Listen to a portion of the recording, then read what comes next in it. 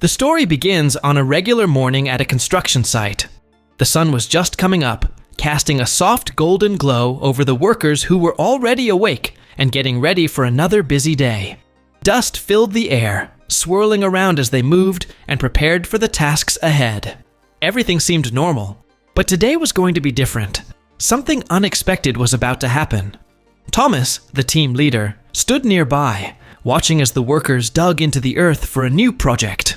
The sound of machines echoed through the site as the workers worked hard, moving the dirt beneath their hands. Suddenly, through the noise, a strange cry came from deep inside the hole. The workers stopped in their tracks, their faces filled with confusion and worry.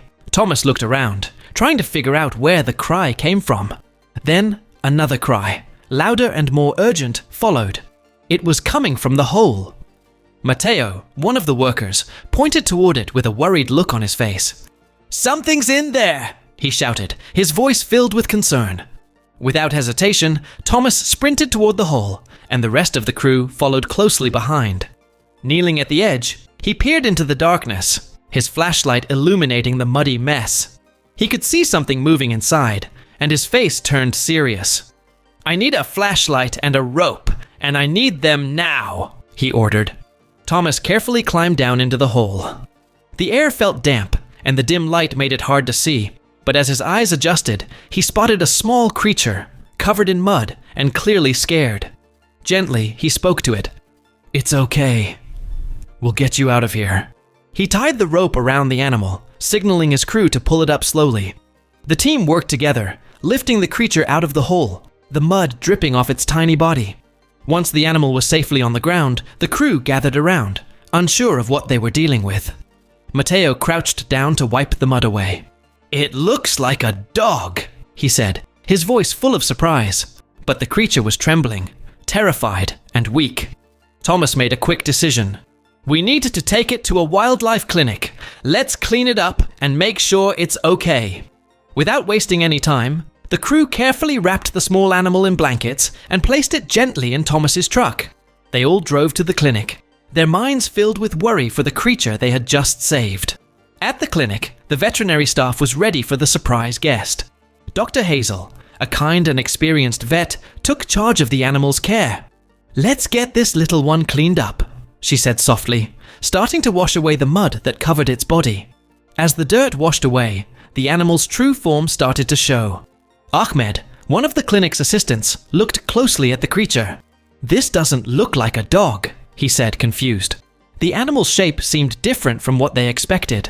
Dr. Hazel continued working, carefully uncovering more of the creature's features. She stopped for a moment, then smiled. "It's not a dog," she said, clearly surprised. "It's a fox." The crew was stunned. They exchanged confused looks, trying to understand. "A fox? How did it end up at a construction site?" Ahmed asked, his curiosity growing. "I'm not sure," Dr. Hazel replied, her focus still on cleaning the fox. "But what matters now is getting her healthy." As Dr. Hazel gently washed away the last bits of mud, the fox's true colors began to show. Its fur was a rich reddish orange, and its pointed ears stood tall, alert to every sound. The creature, which had been trembling with fear, slowly started to relax under Dr. Hazel's kind touch. "She's a juvenile red fox," Dr. Hazel said, wiping her hands on a towel. "She's about 4 months old, and despite everything, she's in good health." Outside the clinic, the workers exchanged surprised looks. Matteo chuckled, still in disbelief.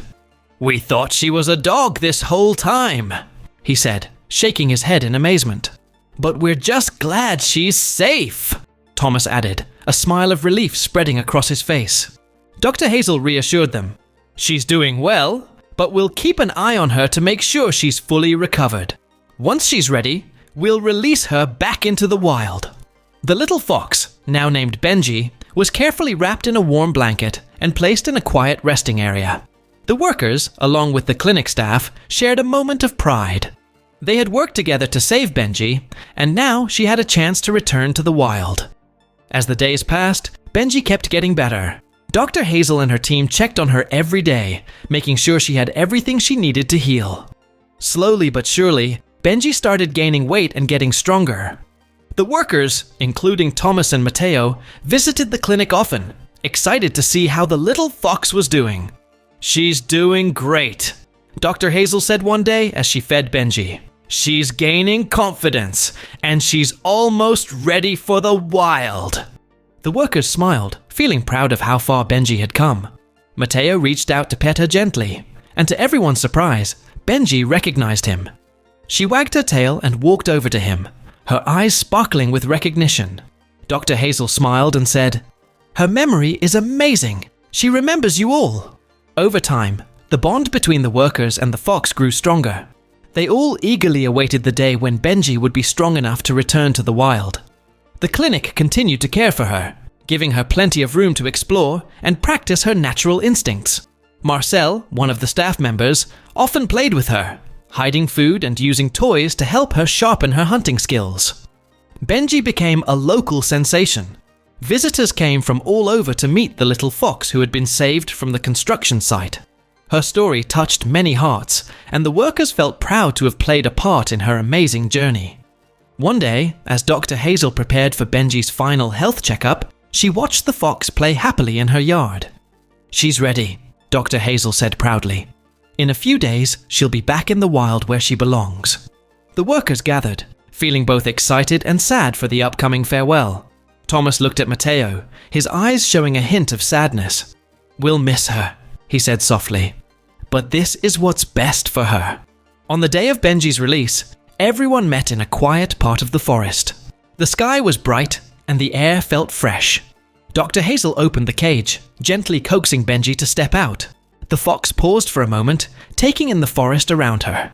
Then, with a burst of energy, she darted into the trees, disappearing into the wild. The workers stood quietly, watching Benji run free. Thomas whispered, "Goodbye, Benji. Have a wonderful life." As they turned to leave, a deep sense of pride filled them. They had saved her, and now Benji was free to live her life in the wild. Dr. Hazel smiled. "She'll be fine," she said. "She's ready." Later, back at the clinic, Marcel spoke quietly to Dr. Hazel. "We'll miss her," he said, "but we know she's in a better place now." Dr. Hazel agreed. "We gave her a second chance, and now she's free to live her life." Benji's journey had come full circle. From being found on the construction site to running free in the wild, her story was one of survival and care. The workers and the veterinary team worked together to give her a new start. As they left, they knew Benji would never forget the chance they gave her. So, that's all for today. Now it's your turn to share your thoughts about this story. What's the next story you'd like to know? Let us know in the comment section below. And be sure to subscribe so you won't miss any of these amazing videos on Wild Wonder.